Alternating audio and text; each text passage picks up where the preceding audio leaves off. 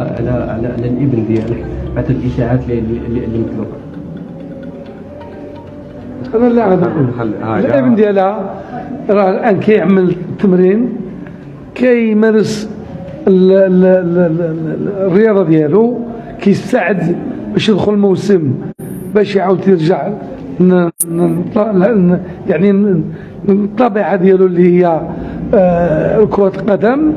كان تقاس من رجلين ديالو، كان سعيد من رجلو كان تقاس، الحمد لله دابا تشافى وراه بخير. دابا كيعمل التدريب، كيدرب مع الفريق ديالو، والامور كما تلاحظون. اخت سعيده ما مسوقاش هادشي.